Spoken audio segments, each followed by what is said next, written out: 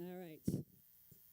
So this shag rug is like a hazard here with my heels, but I'm talking about the lost art of communication or conversation, the customer conversation, essentially. It's interesting, like we just heard Blondie call me, right? And Drake recently is lamenting over the fact that you used to call me on my cell phone, but you don't call me on my cell phone anymore. And actually, it's pretty amazing that the conversations, the communication has been lost as we move more to a digital world, right? As our communication now is, emojis and GIFs and everything in 3-letter acronyms, we've lost the art of actually just talking on the phone and having a conversation. There was a study done in 2013 that said only 43% of cell phone users actually use their cell phone to talk. And that was in 2013. I can't even imagine what the stat must be like now. Right? Our kids actually don't have phone conversations. They've never been trained to have a phone conversation. I have 2 middle school girls, and they both have cell phones. And I have actually called them right after they were texting me, because I didn't feel like texting back, and they didn't answer the phone. And I know it's on their lap, and they didn't answer the phone. And when they do, I get a hello? Like, I don't even know what the fuck this thing is. Like, how am I supposed to use it, right? And I guarantee you that college students who are graduating in the next 5 to 10 years have probably never had a phone conversation with anyone except for their mother, right? And so what does this mean to us, right, kind of in our business world when our generations actually don't know how to have conversations? We talk about the current generations as being the most connected, but actually studies show that we're the most disconnected. We're the most disconnected in terms of having that human interaction, that phone conversation or that face-to-face conversation. I was reading an article about the lost art of communication, and there was talking about a group that, I can't remember the exact name of it, but it was a group in New York who actually set up couches and like a little lounge area in the middle of Central Square, and it was advertising free conversations. And you could sit down and you could just chat with somebody. Isn't it pathetic that in one of the biggest metropolises of the world, that you can pretty much talk to anyone you want, you have to actually force a conversation by setting up lounges in Central Park? So this is what's happened to our world, right? Everything has become forms of digital communication. So how does this impact us every day as business professionals? How many of you out there are running sales teams or have responsibility for sales? Besides me. Very few. Okay. All right. Well, this is going to be mostly about the lost, customer conversation and sales. So you're going to have to bring this back to your teammates. Everyone else in like a customer support or customer service, raise your hand. So most of you. Anyone not in either of those? Something completely different that I didn't talk about? All right. So let me give you some examples of how this impacts our world. And I'm going to warn you that it would be ironic to have a talk on the lost art of conversation if I didn't try to make this a conversation. So my friend Leah at Opentalk' is insisting that we use this. So you in the front row especially. I'm going to throw this out, and if you catch it, then you actually have to give a little story, okay? So you're going to get prepared. I'm going to tell you 2 stories that in the business world that are kind of an epiphany to this whole lost conversation thing. And then I'm going to ask a couple of you for some stories, and we're going to try our best to make this conversational. All right, so I run sales, as I said, and I have a couple interesting examples of the lost art of communication. I was asking one of my reps, and this is actually a fairly seasoned professional, right? I was asking one of my reps about a deal that she was working on. And I was asking her, what happened and what did she say? And she said to me, she's like, oh, yeah, I just spoke to her the other day, about the timing of this particular deal. And I said, great, what did she say? And she goes, oh, wait, hold on, let me get the email. And she started reading me the email. What's the irony in that? She said, I just spoke to her the other day, right? So when we say things like, I just spoke to her, it was actually, there was no actual physical conversation. It was an email, right? There was no speaking, right? One of my reps constantly talks about, she uses the term message, right? She's, I'm just going to go, oh, yeah, what are you doing? I'm going to go message him. Like, what does that actually mean, you're going to message the client? Does that mean you're going to send him a text? Does that mean you're going to email him? What does that mean to message somebody? right? And that's the way they talk. I was at a conference, I was on a panel, and the person who was leading this conference at the end was saying thank you, and he was giving out Twitter handles, and he's like, oh, you can contact me on LinkedIn, you can contact me on Twitter, or you can Snapchat me. And I was like, really? In the business world, like what am I going to do by sending selfies to someone and having that kind of communication in the business world? But that's what it's turned into, right? So those are some examples of, even in the business world, how we've lost a form of communication. All right, so now this is your turn to try a story. Right? Anyone have a good story of, in their business environment, how we've sort of lost that art of communication and maybe become a little too digital? If you don't, yes. Ooh, that worked. Yes, so, hey, this is cool. I can talk loud. I know, isn't it? So in our office, we've got Slack, and I'm sure a bunch of you guys use Slack and stuff. We have people having Slack conversations, and they sit like right across from each other, and they're having a conversation on Slack. So instead of just saying, hey, how's your day going, they're Slacking each other. So the conversation is gone. That's an awesome one. Oh, God. Maybe I shouldn't have done this.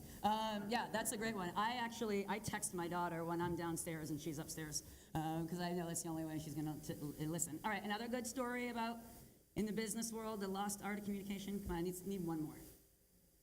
Oh, shit. All right.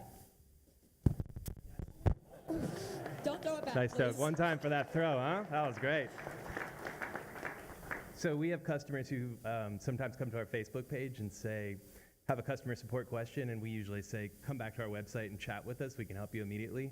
And they'll just respond back on top of that Facebook message and ask, say, please, can you help me out? I'm here. We can actually pick up a phone or email, something faster and more personable, and they want to stay on social media. Exactly. Oh, I don't know.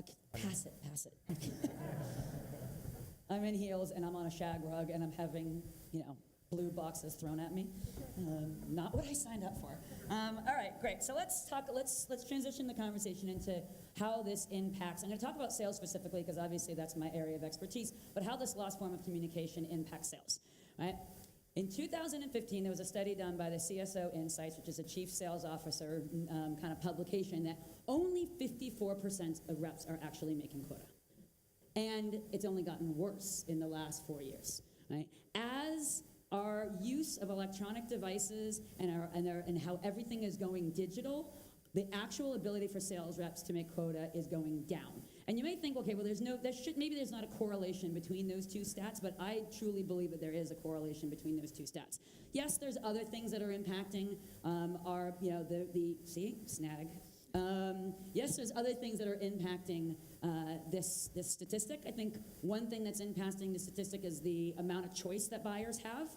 As barriers to entries go down, as SaaS goes up, as the access to capital is pretty free flowing, there is more choice, right? But we can't impact that. So as business professionals, what can we do to impact this stat?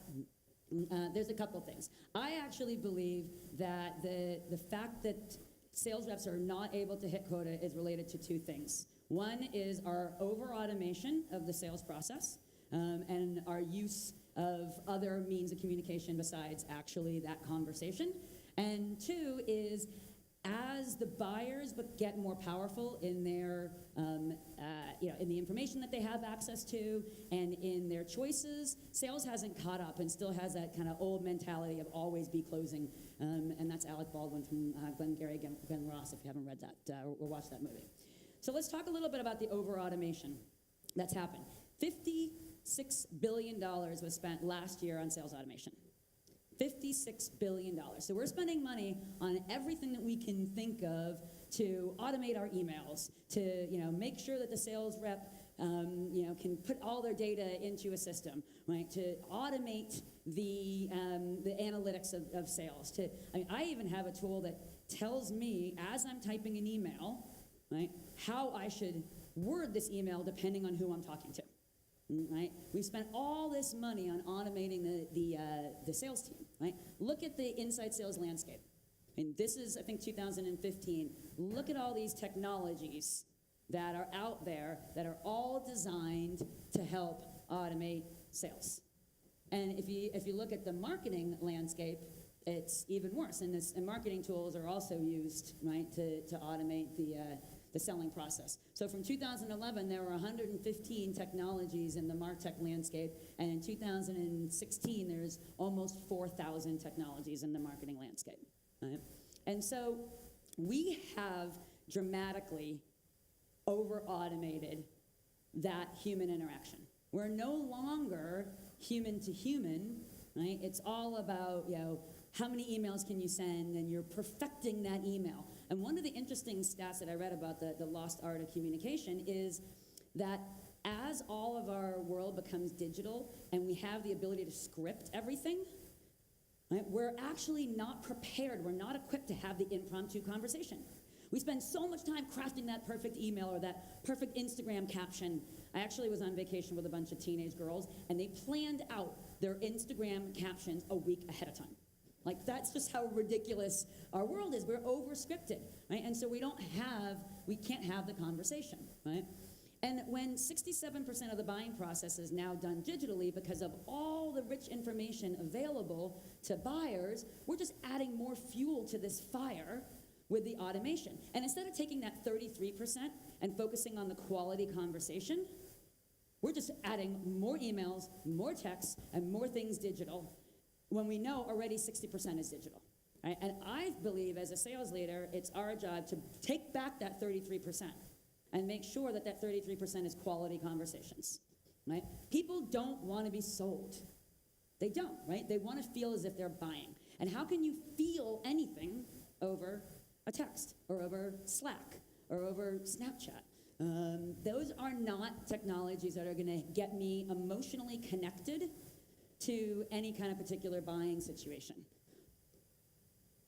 There's a few studies that were recently done, Sirius and CSO Insight specifically, that said the number one inhibitor, right, is the inability for reps to articulate value, is poor communication, right, is that the sales reps don't have the knowledge that they need. Now, the good news is that if done well, that sales process can really be the foundation of the customer experience. That first touch with a sales professional can actually set up the conversation and the experience for the customer throughout their lifetime, right? So McKinsey did a study that said the perceived sales experience is the second most important buying criteria. So that experience that your sales teams are having is impacting their decision to purchase you and their experience with you throughout the customer lifetime value. And CEB did a study that said the sales experience is worth 50%, right, of the buyer's likelihood to be a brand advocate and to be loyal, right? So all those things that we care about, loyalty and retention and customer experience, actually start with sales. But we've over-automated sales, and we're still forcing sales to think like the Glengarry Glen Ross, always be selling and not actually adding value. Another study that was done, and this is by Rain Group, right? It's a sales kind of insights organization, looked at top performing reps and not top performing reps and asked buyers what were some of the criteria of the different reps that caused them to actually make a decision.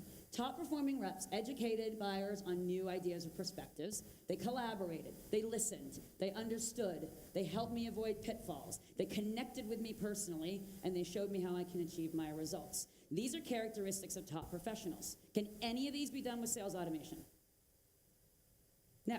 Can any of these be done if we don't have the skills and the tools to actually have quality conversations? No.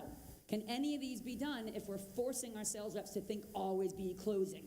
That a customer is just a transaction, right? That everybody is the same and you can put people through a sales process. No. Right? These things, the only way you can effectively do these things is if you bring back that lost art of the customer conversation.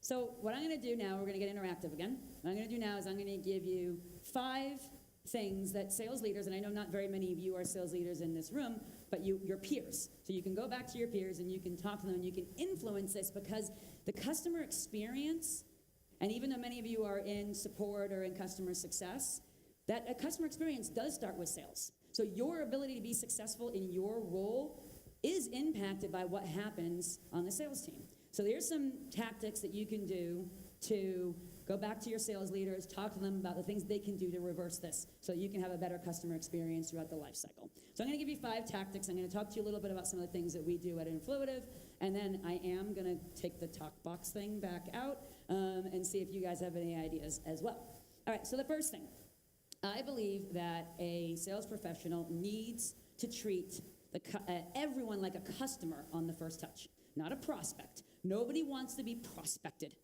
Right? People want to feel valued. And so they need to actually, if it's the first touch, they need to feel like this is actually already a paying customer.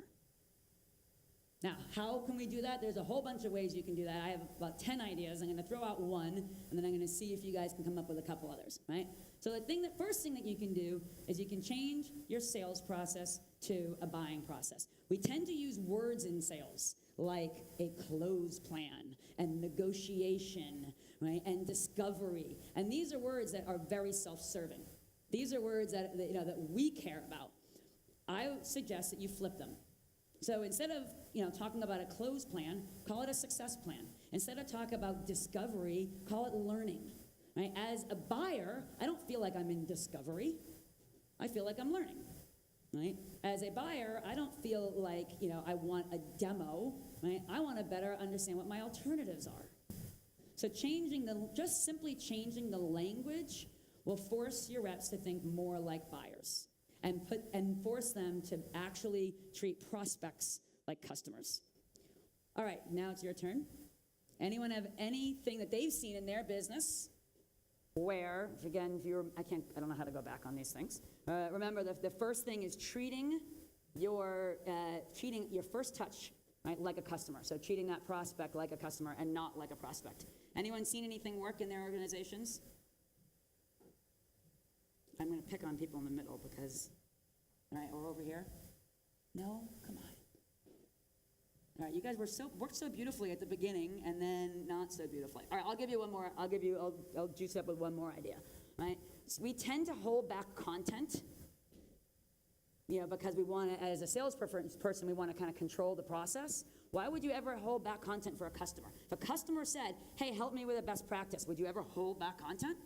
Would you ever hold back those best practices because you're trying to run some process? No. Right? So I also highly encourage sales professionals to actually give, and marketing professionals, to give all that content. Give your secret sauce, give your best practices up front before they become customers. Don't wait until they become a customer to tell them all of the best practices that they can have with using your product or solution. So that's another example of actually treating your prospect like they're a customer from that first touch. Anyone want to? If you're not going to do on this one, you're going to have to do it on the next one. All right. Oh, boy. Thanks. Hello. Mike, I work at a company called the Black Tux. We do online tuxedo suit and tuxedo rentals. We started a program we call the Concierge Program, where we assign a specific customer service rep to a bride and groom as they're planning their wedding. And we actually reach out to them on the first touch. So as they're building essentially their wedding party with their groomsmen and their suits and their tuxedos and their look, we have a concierge reach out to them even before they actually pay us, and that same concierge pulls them through the entire process and works with them the entire way. And we've seen a lot of success in conversion by reaching out to them really the next day after they start to create their event. And once we know that they're a potential customer. That's an incredible, perfect example of treating someone like a customer before they actually start paying you. Any others before we go to the next one? All right, so number 2, right, is co-create with your customer pre-sale. Right? And what does this mean? Right? This means, and this is something I feel really passionately about, in sales, right, we actually have to start being part sales and part customer support and part customer success. Right? We actually have to start co-creating our solution or the vision before they become a paying customer. So as an example, some of the things that my team does is, at Influitive, we help create advocate marketing programs. Right, so we help businesses get all of their customer advocates to be raving fans and create a movement so that they can get more buzz in the marketplace. So some of the things that we do pre-sales is we actually help people come up with a name for what their program is, come up with the types of things, types of campaigns that they could run. Right? We actually do that pre-sale, even though technically that's a post-sale activity. But when you co-create pre-sale, again, you are creating the environment, right, of successful customers from the very, very beginning. Right? And so another idea is, and this is something that we do at Influitive as well, is I don't create sales content and all the materials that my sales team needs to use in a vacuum. I actually go to the CS team, to the support team, and I say, give me your content. What are you telling customers are best practices post-sale? And I need to weave that into the sales process much more upfront. Again, because we own that experience and that customer lifetime value. All right, what other things have you guys seen in terms of co-creating? That was kind of a good co-creation example there as well. But sales teams actually, before the sale, actually co-creating the solution. There's an example back there. Ooh, I'm getting worse.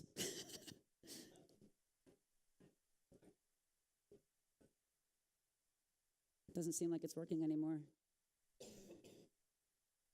No, you're going to have to speak really loud. The box isn't working. Okay. I'm Kat, and I work for Olark, which is a chat company. Can you hear me? Yeah, okay. It's working. He has a kickball team, so that's why he's in charge of catching. But we actually have a page called the Olark Academy, where we put all of our taped webinars, so people can actually, if they don't have time to make the call, visit Olark Academy and watch all the videos, and it has the same content as our support help pages. Exactly. So again, don't throw it all the way up. Pass it.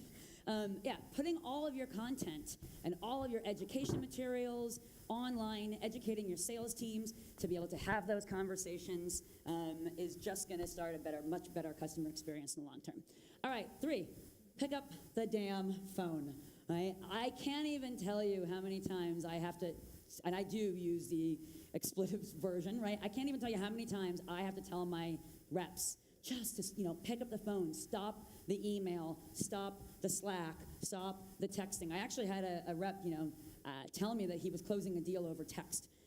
I'm like, okay, that's great, but there's just things you're not going to be able to learn about the process over a text, right? And so it is absolutely critical that we bring back the phone, and as leaders, we have to do that. And honestly, the best way is to change your metrics, right? We've moved, sales organizations have become so email-centric, and there's so many new technologies that are out there to automate every email you could possibly send. I have reps who spend an hour crafting the perfect email, right? A, who's going to read it, right? No one's going to actually read it anyways, and B, you can't have any kind of conversation. You can't learn from an email. So you have to change your metrics, right? And you have to start measuring number of dials, talk time. You have to actually force especially the newer generations, you have to force them to use the phone, because remember, this is a skill that is not well honed because they haven't been taught as kids to use the phone. So anyone have any experience in changing their metrics to be focused more on, kind of calling metrics or talking metrics and seen as success? And it can be in sales or it can be in CS, but it's seen like a measurable business impact to just starting to measure things a little bit differently? I can't imagine you haven't. All right, there we go. I heard underhand is the way to go. There we go. Thanks. That works. So mine's kind of a question, Yep. but also an example. So I work for Payoff. It's a fintech company, and we've implemented this process of trying to get our new members to schedule a call with one of our representatives to really just make an authentic connection with them, get to know them, talk to them about their financial goals and dreams, etc. So I'm totally on board with everything that you're saying about how important that is, because we have found that the people who do that are so much more engaged. They become advocates for us because we've made this connection, but only about 23% of our member base actually take that step to do that. So I'm curiously finding out that I want to be facilitating these conversations with our members because they're so much more engaged when they do. But people want the vast majority of them are craving that automation. They'd rather get the email version of that conversation, where I want someone to tell me their dream over the phone, not in an email, because I want to make that connection with them. So that's an example of a more engaged, consumer once we do make that kind of connection. But the question associated with that is, how do we get more people to want that kind of engagement, because I think a lot of consumers are being pushed the automation and they see that as really efficient and helpful, but then they're missing out on the experience we want to provide to them because they're not engaging with us in a more authentic conversational way. Yep. So do you have any ideas? I have one about idea, that? and I'll open it up to anyone else who also has ideas as well. Right? So the great thing about even though we've moved more digitally and we're pushing buyers to think more digitally and go and, I know sometimes it's easier for me to book an appointment online than it is to pick up the phone, as an example, and call someone. The other trend that's happening is everything becomes more digital. Is that buyers are dying for more authentic and more peer, recommendations, right? And that's why things like Yelp and reviews and other things have come up. Right? So my recommendation to you would be take those people who've gotten value out of those conversations and get them to spread the word about it.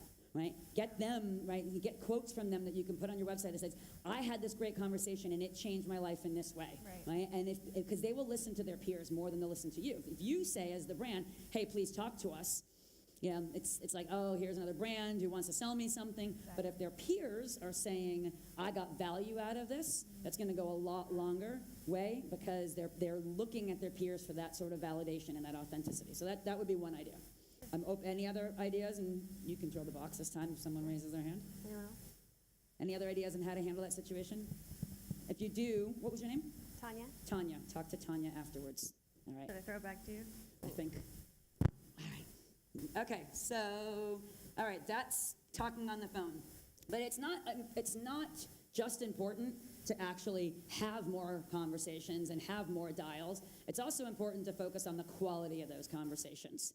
And the great thing about technology is that we can record calls. We can give comments on calls. Right? We can annotate things and use our training to do that. We can actually, use video calls and try to create a little bit of a more personalized environment from that. So there is technology that's going to help us really try to leverage the quality of those conversations. And so I urge you to invest not only in the technology that allows you to have more conversations, but spend the time investing on enhancing that conversation. So if you're not already listening to recorded calls or have the ability for people to dial in and managers to dial in and listen remotely, right? If you're not using that data for feedback instantly, so you can constantly train people on how to have better conversations, you have to make an investment in it. Remember, the generation of the people who are starting in our workforces have not been trained on how to have phone calls. It is not innate. Right? When I was a teenager, I was locked up in my room with my own phone line on the phone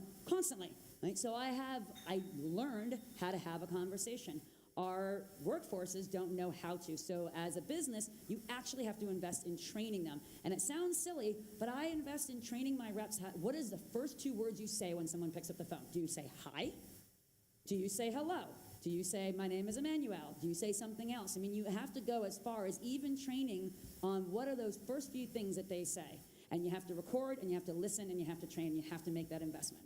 Has anyone made an investment in really focusing on the quality of the conversation that they feel has paid off and they have a story they want to share?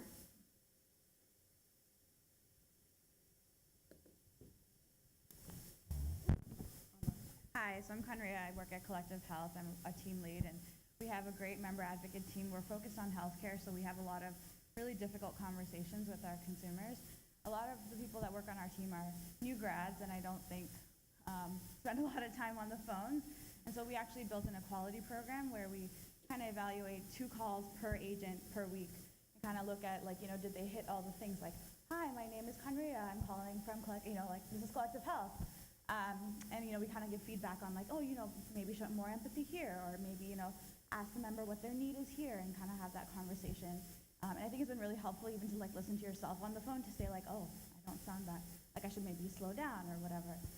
So that's been really helpful. Yeah, I think that's a good point there, is not just listening to, thank you, not just having managers listen to the calls, but have your reps listen to their own calls. They learn so much by listening to their own recorded calls. You guys have this technology available to you, and if you don't, you need to invest in it.